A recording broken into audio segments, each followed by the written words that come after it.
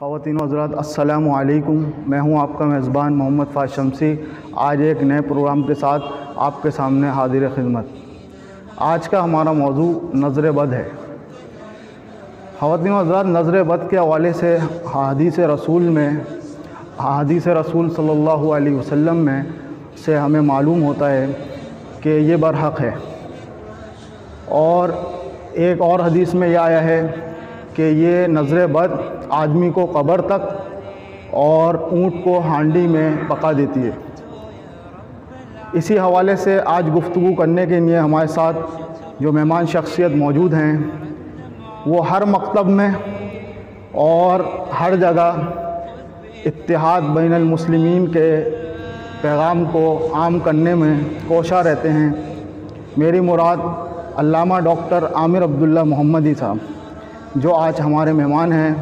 میں ان سے کہوں گا کہ وہ اس موضوع پر گفتگو فرمائیں کہ نظر بد کیا ہے، اس کی حقیقت کیا ہے، اور اس کا علاج یعنی اس کو اتارا کس طرح جائے۔ اور ہم نے یہ دیکھا ہے کہ اکثر خواتین اپنے بچوں کے ماتھے پہ ایک دل کا یعنی نشان لگا دیتی ہیں، اس کے بارے بھی تھوڑی وضاحت کر رہے ہیں۔ الرحمن الرحیم، نحمدہ ونصلی ونسلم علی رسولہ الکریم، وبعد۔ محترم برادرم فہد شمسی بھائی، اللہ تعالیٰ آپ کو جزائے خیر عطا فرمائے کہ آپ اپنے چینل کے ذریعے یوٹیوب پر اور سوشل میڈیا کے دیگر ذرائع سے عوام تک سادہ اور عام فہم انداز میں تعلیمات دین کو پہنچانے میں اپنا کردار ادا کر رہے ہیں۔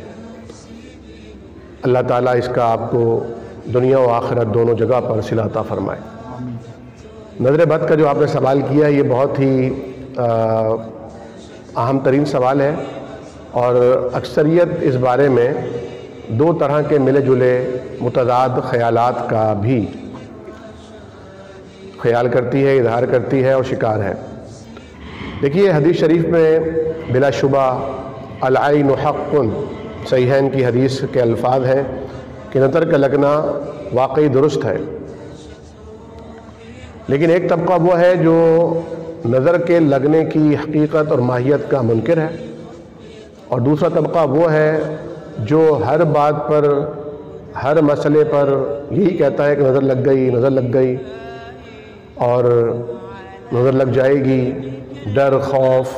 تو دیکھیں، مومن کو بنیادی طور پر جو اللہ کا خوف، اللہ کی خشیت، اللہ کا تقوی اپنے دل میں رکھتا ہے، اسے اللہ کے ما سوا مخلوق سے نڈر ہونا چاہیے، بے خوف ہونا چاہیے۔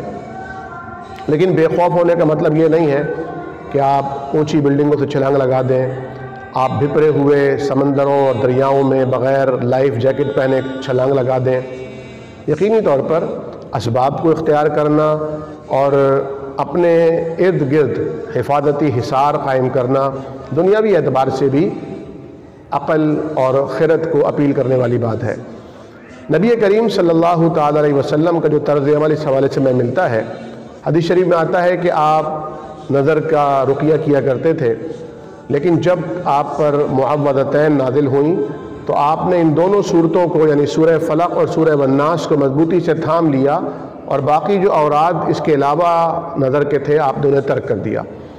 تو حفظ ما تقدم کے لیے کہ کسی پر نظر نہ لگے، اس کے لیے بہترین ترین عمل یہ ہے کہ صبح فجر کی نماز کے بعد اور شام کو مغرب کی نماز کے بعد تیسری بار جب وہ بستر پر رات کو سونے کے لیے جائے، 3 مرتبہ یہ عمل کرنا ہے، تین مرتبہ سورہ فلق، سورہ والناس، سورہ اخلاص، آیت الکرسی، یہ پڑھ کر اپنے ہاتھوں پر دم کیجئے، اور اپنے ہاتھ جہاں تک جسم پر جا سکتے ہیں آپ پھیر لیجئے۔ اسی طرح اپنے آل اولاد پر بھی آپ دم کر دیجئے، حتیٰ کہ آپ تصور میں بھی اگر کوئی آپ کے قریب نہیں ہے تو آپ دم کر دیجئے۔ انشاءاللہ اللہ کریم آپ کی اس نیت پر اسے بھی اس کا فیض پہنچا دے گا۔ ہر نماز کے بعد بھی سورہ فلق، سورہ والناس، آیت الکرسی پڑھنے کا حدیث شریف میں حکم ہے، اور یہ مسنون عمل ہے جس سے آپ ہر نماز کے بعد بھی اللہ سبحانہ وتعالیٰ کی پروٹیکشن میں آتے ہیں، حفاظت میں آتے ہیں۔ اب دوسرا مرحلہ ہے کہ اگر خدا نخواستہ کسی پر نظر لگ گئی، میں اس سے پہلے کہ یہ بتاؤں کہ نظر لگ جائے تو اس کا علاج کیا کرنا ہے، میں تھوڑی سی گفتگو آپ کی اجازت سے یہ بھی کرنا چاہوں گا کہ نظر ہوتی کیا ہے، لگتی کیوں ہے، اور اس کے اثرات کیا ہوتے ہیں۔ دیکھیں، نظر یقینی طور پر آنکھوں سے اس کا تعلق ہے، اور انسان کا جو جسم ہے وہ بلڈ سرکولیشن اور اس کے ارادے، قوت اور اس کے دماغی صلاحیتوں کے زیر اثر چل رہا ہے۔ آنکھ بظاہر بہت کچھ دیکھ رہی ہوتی ہے، لیکن اگر آپ پوچھیں کہ آپ نے حیدرآباد سے کراچی کا سفر طے کیا، درمیان میں کیا کیا دیکھا، تو حالانکہ آپ فضا میں ہی دیکھ رہے تھے، لیکن آپ نہیں بتا سکیں گے کہ آپ نے کیا کیا دیکھا، کیونکہ آپ کا ذہن کہیں اور تھا۔ تو اصل جو کردار ہے وہ ذہن کا ہے، ذہن کی قوتوں کا ہے۔ اب جو بلڈ ہے یہ سرکولیٹ کرتا ہے پوری باڈی میں، دل اسے پمپ کرتا ہے۔ دل کو قرآن و سنت نے خیالات کا منبع و مرکز بھی قرار دیا ہے، کیونکہ دل اگر صاف اور اچھا اور صالح اور حلال پاکیزہ مال سے پروان چڑھنے والے خون کو پمپ کرے گا تو اس کے اثرات بھی نیک ہوں گے، اور اگر دل سے ہی خراب خون پمپ ہو رہا ہے تو اس کے تحت جو اثرات پیدا ہوں گے، جو خیالات پیدا ہوں گے، وہ بھی باطل ہوں گے، خباثت پر مبنی ہوں گے، اس کے اثرات ہمیشہ نگیٹیوٹی کو پروان چڑھائیں گے۔ اب جب کسی نے کسی کو دیکھا اور وہ اس کا دشمن تھا یا وہ اس کا کمپیٹیٹر تھا، یہ چاہتا تھا کہ یہ چیز تو میرے پاس ہونی چاہیے تھی، اس کے پاس کیسے پہنچ گئی؟ وکٹری تو میرے پاس ہونی تھی، اس نے کیسے اختیار کر لی؟ یہاں شادی تو میری ہونی چاہیے تھی، اس کی شادی یہاں کیوں ہو رہی ہے؟ جب وہ اس نظر سے اسے دیکھتا ہے تو اس کے جسم کے اندر دوڑنے والے خون میں جب حسد کا مادہ پیدا ہوتا ہے تو یہ حسد اس کے خون میں وہ کیمیکلی ری ایکشن پیدا کرتا ہے کہ جب یہ بلڈ آنکھوں پر پہنچتا ہے اور ان آنکھوں سے دیکھتے ہیں تو اصل میں وہ انسانی آنکھ نہیں ہوتی، وہ ایول کی آنکھ ہوتی ہے، شیطانی آنکھ ہوتی ہے، کیونکہ حدیث شریف میں آتا ہے کہ ان الشیطان یجری کمجری الدم، شیطان انسانی رگوں میں ایسے دوڑتا ہے جیسے خون دوڑتا ہے، اور حسد ہی شیطان کو لے ڈوبا تھا۔ اس نے دیکھا کہ اللہ تو نے مجھے آگ سے پیدا کیا ہے، وَخَلَقْتَهُ مِن طِينٍ، اور اسے تو نے مٹی سے بنایا ہے۔ آگ بلندی کی طرف جاتی ہے، طاقت کی علامت ہوتی ہے، مٹی شکست کی، تنزلی کی علامت ہوتی ہے، مٹی تو اوپر اچھالیں گے تو بھی زمین کی پستیوں کی طرف آئے گی، تو میں اسے سجدہ کروں؟ کیسے سجدہ کر سکتا ہوں میں اسے؟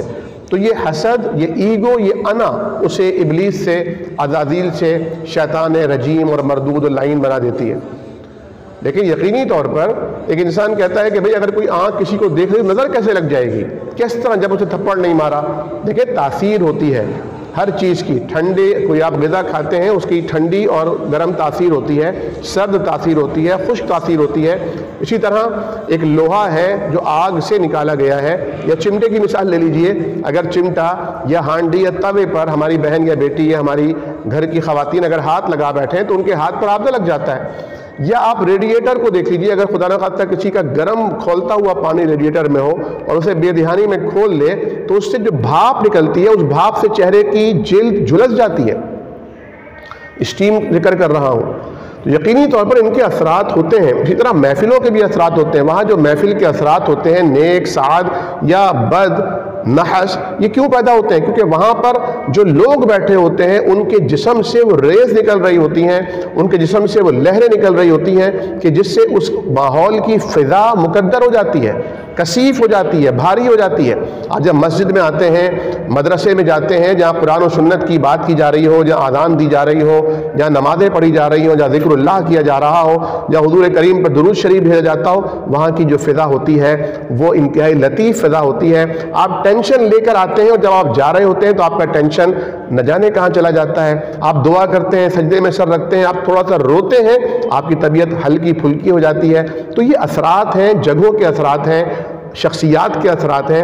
اسی طرح جب کوئی کسی کو دیکھتا ہے اور وہ کبھی ایسا ہوتا ہے، مثال کے طور پر سورہ کہف میں اللہ سبحانہ و تعالیٰ نے ایک باغ والوں کا ذکر کیا ہے کہ جب انہوں نے باغ دیکھا تو انہوں نے سمجھا کہ شاید ہماری ایکٹیویٹی، ہماری اسٹرگل، ہماری کوشش، ہماری جو محنت تھی اس سے یہ باغ اتنا اچھا ہوا۔ جب اگلے دن آئے تو وہ باغ کو آگ کا بگولا کھا کر ختم کر چکا تھا۔ تو قرآن نے کہا تم نے کیوں نہیں کہا تھا ماشاء اللہ لا قوت الا باللہ جب اپنے باغیچے کو تم نے دیکھا؟ یہاں میں ایک اور بات کہوں کہ شریعت نے ہمیں یہ حکم دیا ہے کہ جب آپ اپنے بھائی کی کسی نعمت کو دیکھیں تو آپ کہیں ماشاء اللہ تبارک اللہ، یعنی اسے برکت کی دعا دیجیے، اللہ آپ کو برکت دے، آپ کی اولاد میں برکت دے، آپ کے اہل و عیال میں برکت دے۔ لیکن جب آپ اپنے آپ کو دیکھتے ہیں یا اپنی کسی کامیابی کو دیکھتے ہیں یا اپنی اولاد کو دیکھتے ہیں تو آپ کہیں ماشاء اللہ لا قوت الا باللہ، ماشاء اللہ لا قوت الا باللہ۔ آج ہمارے یہاں ماشاء اللہ کہنا بالکل چھوڑ دیا گیا ہے۔ اگر کوئی دوست بھی کسی دوست کی کسی اچھی گاڑی، واو کیا لش گاڑی ہے، او ہو، حتیٰ کہ اگر دو دوست گیم کھیل رہے ہیں اور ایک دوست کے اسکورز بڑھ رہے ہیں تو دوسرا دوست یہ نہیں کہے گا ماشاء اللہ، بلکہ کہے او ہو بہت اچھا کھیل رہے ہو بھائی، اور یہی وہ آؤٹ ہو جائے گا۔ تو نظر، جیسا کہ فات بھائی آپ نے کہا، ایک حدیث ہے جس کی سند میں کچھ کلام کیا گیا ہے بعض محدثین کی طرف سے کہ نظر کا لگنا، نظر جو ہے وہ اس کو اونٹ کو ہانڈی میں پہنچا دیتی ہے۔ مطلب اچھا بھلا اونٹ ہے، اسے نظر لگی اور وہ ہانڈی میں پہنچ گیا۔ جس طرح حدیث شریف صحیح حدیث میں آتا ہے کہ ایک صحابی تھے جو بہت حسین و جمیل تھے، تو ایک دوسرے صحابی کا وہاں سے گزر ہوا، انہوں نے ان کو دیکھا تو وہ نہا رہے تھے، یعنی اوپر کا جو ان کا بدن ہے وہ نہاتے ہوئے بے لباس تھا، تو جو ان کے اسکن پہ نظر پڑی، ان کی کمر پر، ان کے بازوؤں پر، تو وہ اتنی خوبصورت ان کی جلد تھی، اسکن تھی کہ انہوں نے کہا میں نے اتنی حسین جلد تو کبھی نہیں دیکھی۔ ان کا یہ کہنا تھا کہ وہ نہاتے ہوئے 10 سال گر گئے اور بے ہوش ہو گئے۔ انہیں حضور کی خدمت میں لایا گیا، یا رسول اللہ اچانک یہ بالکل ٹھیک تھے، غسل کر رہے تھے، نہا رہے تھے، ایسے ان کے ساتھ واقع ہو گیا۔ آپ نے فرمایا کہ کیا تمہارے کسی بھائی نے، تمہارے کسی دوست نے، مسلمان نے کچھ کہا تھا اس کے بارے میں؟ میں ہاں ایسے ایسے کہا تھا۔ تو آپ نے ان کو بلایا اور کہا کیوں اپنے بھائی کو مارنا چاہتے ہو؟ تم نے کیوں نہیں کہا تھا ماشاء اللہ تبارک اللہ؟ تو جب آپ ماشاء اللہ کہتے ہیں، یعنی اللہ سبحانہ و تعالیٰ کا جو یہ نام ہے نا، اسم اعظم ہے اللہ، یہ کائنات کی سب سے بڑی پاور ہے۔ جب آپ یہ نام لیتے ہیں تو شیطانی قوتوں کے اور اس کے درمیان ایک آڑ آ جاتی ہے۔ جیسے کہ واش روم میں جانے کی دعا بتائی گئی، اللہم انی اعوذ بک من الخبث والخبائث، جب آپ یہ پڑھ کر جاتے ہیں تو وہاں موجود جنات، خبیث شیطان آپ کو دیکھ نہیں سکتے، ایک لیئر اور ایک آڑ بن جاتی ہے۔